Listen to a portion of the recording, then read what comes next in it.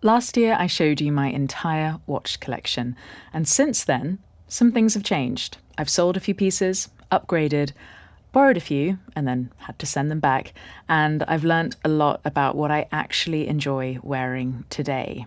And I want to be really clear up front. I'm still very much a hobbyist, a beginner. I've made some mistakes, some expensive, but that's all part of collecting, right? It's all trial and error, and I share that not to show off, but maybe I can help you avoid a few of the same pitfalls. If you're new here, my name is Mary Spender. I'm a singer-songwriter by day, and this is my hobby channel where I share my growing obsession with watches. I'm still very much a Casio girl at heart, but there are a few new surprises in the box. So let's go through my 2025 collection, what stayed, what went, and what I've learned along the way. The headline this year is my Tudor Black Bay 54. I have also sold my Breitling Super Ocean and actually several other watches. I also had fleeting moments with an IWC and 3 Christopher Wards, but those were loaners from the brand, so they've had to go back. Beautiful watches, but not mine. Here's the thing. I don't know about you guys, but I'm not seeing watches as financial investments anymore. I know people talk about value retention, but after building a very digital career, I don't think I'm really interested in chasing the graphs that go up and down. I think I just want tangible tools. With guitars and watches, even if they technically lose money over here, you can still use them. They're objects you can live with, play with, and wear, and that's never a loss in my book. And I think I'm starting to become really interested in trading in rather than like cashing out. Part exchange just feels like the best way to keep the collection moving. So I'll let you know how my journey goes with that. So yeah, my Breitling was actually my first Swiss watch, bought in 2022 after my grandmother passed away. She loved jewelry, and I wanted to honor her with something I'd actually love and wear. But yeah, the watch, it just didn't fit me in the end. 42 millimeters on paper. It was really heavy and chunky. I swapped the bracelet for the rubber strap, and it just still wasn't right. And honestly, something about Breitling feels a little off for me at the moment. I just feel like they've changed direction in a way that doesn't quite click with my taste, but I'm always open to being proved wrong. Then I was in Amsterdam with my girlfriend and I tried the Tudor Black Bay 54 and instantly thought, this is what I wanted my Breitling to be. 37 millimeters, slim, vintage inspired. The year 1954 also means something to me. It's a landmark in guitar history and in my family. And suddenly this watch tied together design, history, and family significance. So yeah, it feels like a real graduation. And if you told me I could only keep one, maybe it would be the Tudor Black Bay 54 for now. Now, let's go to the other end of the spectrum.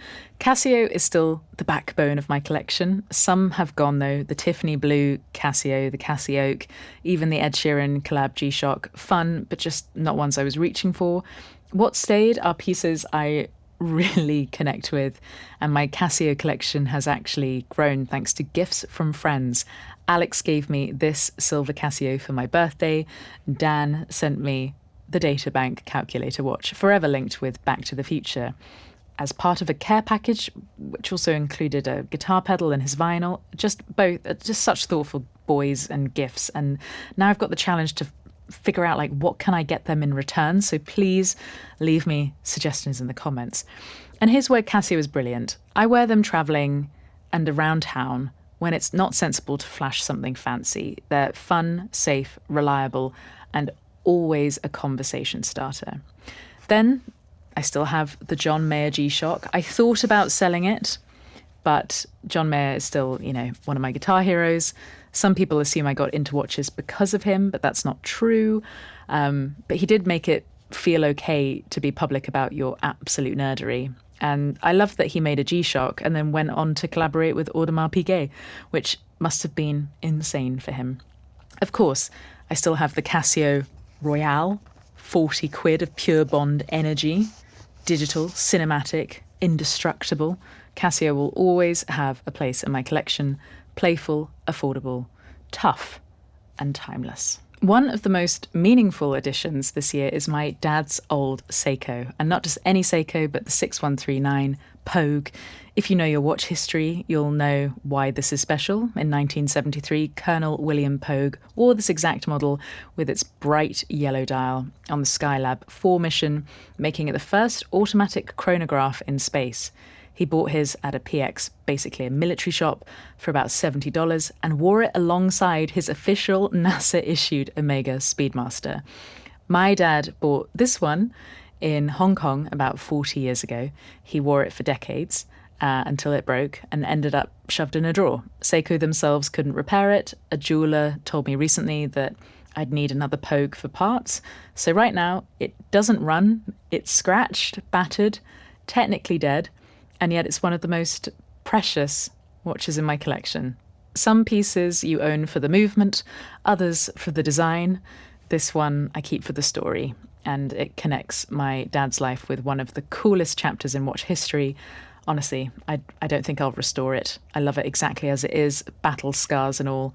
And I was talking to my dad recently, and he laughed, saying, "You've loved watches since you were a child. I should have seen this coming." Then there are what I call the channel watches. This year, I feel like I became a watch influencer because I got sent 2 pieces by Kuo and 1 by Seagull 1963, and I do still wear all of them. The Seagull's open case back is divine, and I actually wore the Old Smith to a friend's wedding. I seem to like attaching memories to watches and weddings, just like my gold Tissot PRX Powermatic, which I still have, which I wore to my friend Lydia's wedding. Integrated bracelet, 80-hour power reserve, disco-era glamour, and for the money, one of the best Swiss automatics out there. Other keepers include my CWC G10 from 1991, the definitive British military watch, quartz, rugged, historically authentic. My dad served in the army during the Gulf War, so again, a family connection. And it does need a service though, because the seconds hand have just started jumping, but it's still special.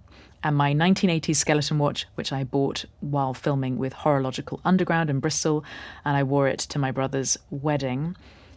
So many weddings. Again, the memories matter just as much as the mechanics. So that's my 2025 collection.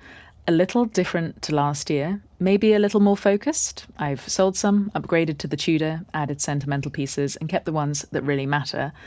I'm also trying to keep myself honest with a personal rule. No more than 12 watches in the collection. Which means if something new comes in, then something else has to go. No, that's easier said than done. Don't hold me to that. I'm going to break my own rule.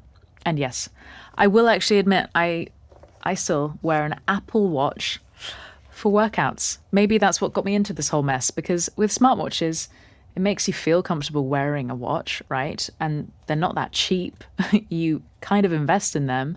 And then maybe just at some point you strip back to something mechanical, timeless, and distraction-free. And honestly, I don't think I need to know my heart rate on my wrist 24/7. But where do I go next? Honestly, I'm on Chrono 24 more than Reverb these days, and I do have my eyes on something, but I'll save that for another video. Thanks for watching. This has been Drive Me Wild.